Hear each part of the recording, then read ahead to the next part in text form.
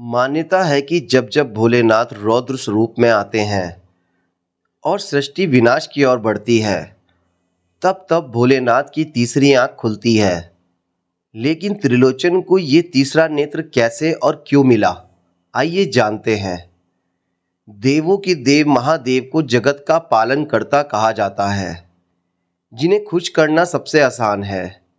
जो भी भक्त भोलेनाथ की सच्चे दिल से आराधना करता है, शिव शंकर उसी के हो जाते हैं।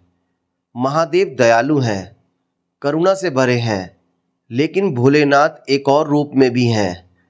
जब वह रौद्र स्वरूप में आते हैं तो पूरी सृष्टि में हाहाकार मच जाता है।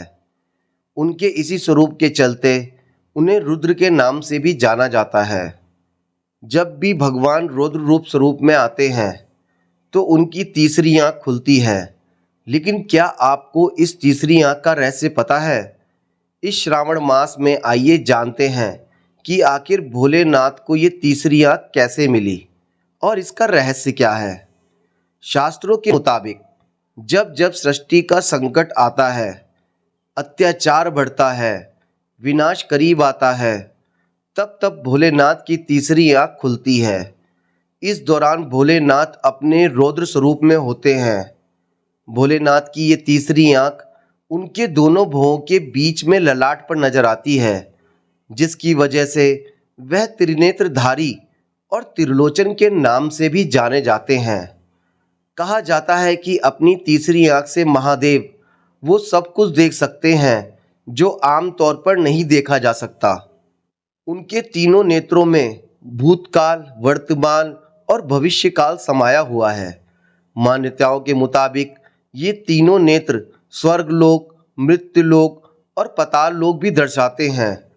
महादेव की तीसरी आंख एक खास संकेत भी देती है। मान्यता है कि भोलेनाथ जब जब अपना तीसरा नेत्र खोलते हैं, तब तब नए युग का सूत्रपात होता है। आइए जानते हैं महादेव को तीसरी आंख कैसे और सबसे पहले उन्होंने इसे कब खोला था। मान्यताओं के मुताबिक भगवान शिव हिमालय पर्वत पर एक सभा का आयोजन कर रहे थे।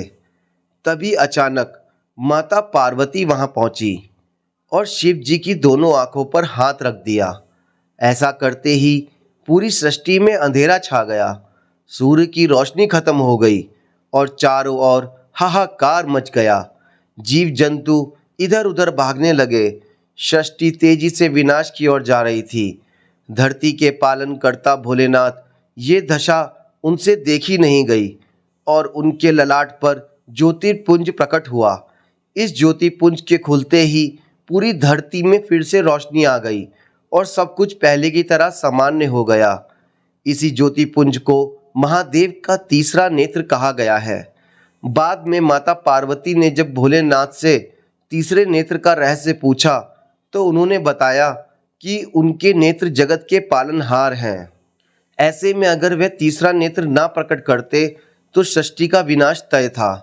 तो दोस्तों, आपको कैसी लगी ये मेरी इन्फॉर्मेशन? अगर आपको ये इन्फॉर्मेशन अच्छी लगी हो तो प्लीज़ मेरे चैनल को लाइक करें, सब्सक्राइब करें। धन्यवाद।